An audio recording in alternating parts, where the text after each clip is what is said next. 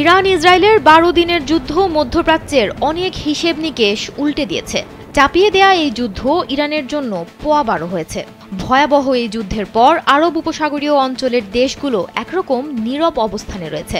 বিস্ময়কর ব্যাপার হলো, কাতারের মাটিতে যুক্তরাষ্ট্রের আল উদাইদ বিমান ঘাঁটিতে ইরানের হামলা চালানো সত্ত্বেও এই পরিস্থিতি দেখা যাচ্ছে।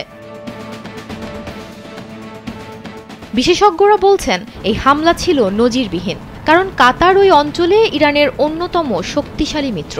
আরব উপসাগরীয় দেশগুলো আল উদাইদ বিমান ঘাঁটির ওপর হামলার তৎক্ষণাৎ নিন্দা জানিয়েছিল, কিন্তু এই নিন্দা এবং হামলার খবর খুব তাড়াতাড়ি সংবাদ শিরোনাম থেকে হারিয়ে যায়। এর পরিবর্তে এমন প্রতিবেদন আসতে থাকে যা ইরান ও প্রধান উপসাগরীয় দেশগুলোর মধ্যে গড়ে ওঠা নতুন কূটনৈতিক সম্পর্কের দৃঢ়তাকে তুলে ধরে। ইসরায়েল ইরান সংঘাত শেষ হওয়ার পর সংযুক্ত আরব আমিরাতের কূটনৈতিক উপদেষ্টা আনোয়ার গার্গাস উপসাগরীয় অঞ্চল থেকে একটি গুরুত্বপূর্ণ বিবৃতি দেন। ওই বিবৃতি তিনি সামাজিক যোগাযোগ মাধ্যম এক্সে শেয়ার করেন। সেখানে তিনি লিখেন, ইরানের বিরুদ্ধে ইসরায়েলের হামলার ক্ষেত্রে উপসাগরীয় দেশগুলো দৃঢ় এবং কার্যকর অবস্থান নিয়েছিল। তা সত্ত্বেও ইরান ভ্রাতৃপ্রতিম দেশ কাতারের সার্বভৌমত্বের ওপর আক্রমণ করেছে, যা আমাদের সকলকে প্রভাবিত করে। তিনি বলেন, এই অঞ্চলে যুদ্ধ শেষ হয়েছে। এখন উপসাগরীয় প্রতিবেশীদের সঙ্গে আবার আস্থার সম্পর্ক স্থাপন করার দায়িত্ব মূলত ইরানের। এখন প্রশ্ন হলো, এই সংঘাত ইরানের সঙ্গে উপসাগরীয় দেশগুলোর সম্পর্কে কেমন প্রভাব ফেলেছে। প্রথমে আসা যাক সৌদি আরবের কথায়। ইরান ইসরায়েল সংঘাত এবং আল উদাইদ ঘাঁটিতে ইরানের হামলার পর সৌদি আরব তেহরানের সঙ্গে সম্পর্ক বজায় রাখতে নতুন করে আগ্রহী হয়ে উঠেছে। ইতোমধ্যে দুই দেশের মধ্যে দফায় দফায় উচ্চ পর্যায়ের বৈঠক শুরু হয়েছে। গেল ৮ জুলাই জেদ্দায় Saudi crown prince Mohammed bin Salman এবং ইরানের পররাষ্ট্রমন্ত্রী আব্বাস আরঘচি সাক্ষাৎ করেছেন, যা ইসরায়েলের মাথা ব্যথার কারণ হয়ে উঠেছে।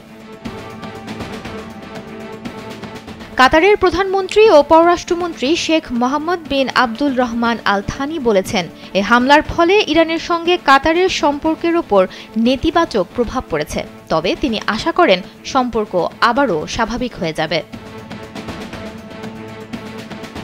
সংযুক্ত আরব আমিরাত, ইসরায়েল ও ইরান দুই দেশের সঙ্গেই সম্পর্ক রাখে, তবে ইরান ইসরায়েল যুদ্ধে ইরানের ওপর ইসরায়েলের হামলা এবং সার্বভৌমত্ব লঙ্ঘনের তীব্র নিন্দাও জানিয়েছিল আমিরাত। পাশাপাশি দেশটির প্রেসিডেন্ট শেখ মোহাম্মদ বিন জায়েদ আল নাহিয়ান ইরানি প্রেসিডেন্ট মাসুদ পেজেশকিয়ানকে ফোন করে ইরান ও তার জনগণের সঙ্গে সংহতি প্রকাশ করেন। মধ্যপ্রাচ্যের যেসব দেশে মার্কিন ঘাঁটি আছে তাদের মধ্যে অন্যতম কুয়েত। এজন্য ইরান ও ইসরায়েলের মধ্যে সংঘাত নিয়ে তারা উদ্বিগ্ন ছিল। অন্যান্য দেশের মতো কুয়েতও ইরানের ওপর ইসরায়েলের হামলার তীব্র নিন্দা জানিয়েছে। এরপর রয়েছে ওমান। দেশটি আঞ্চলিক বিষয়ে নিরপেক্ষ ভূমিকা পালন করে আসছে। তাদের পররাষ্ট্রনীতি আলোচনা এবং হস্তক্ষেপ না করার মাধ্যমে বিরোধ মেটানোর প্রতিশ্রুতির ওপর ভিত্তি করে গড়ে উঠেছে। ওমান চলতি বছর ইরান ও আমেরিকার মধ্যে ইরানের পারমাণবিক কর্মসূচি নিয়ে একাধিক বৈঠকে মধ্যস্থতার ভূমিকা পালন করেছে।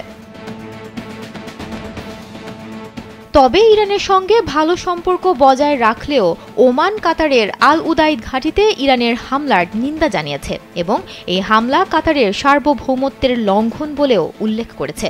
তবে আশ্চর্যের বিষয় হলো, একই বিবৃতিতে ওমানের পররাষ্ট্র মন্ত্রণালয় ইসরায়েলকে সেই উত্তেজনার জন্য দায়ী করেছে। ইরানি হামলাকে আগে থেকে দেয়া উস্কানির ফলাফল হিসেবে উল্লেখ করেছে। বিশ্লেষকরা বলছেন, যুক্তরাষ্ট্র ও ইসরায়েলের সঙ্গে যুদ্ধে ইরানের সক্ষমতা দেখার পর আরবদের ধারণা পাল্টে গেছে, যা ইসরায়েল ও যুক্তরাষ্ট্রের জন্য বড় ধাক্কা।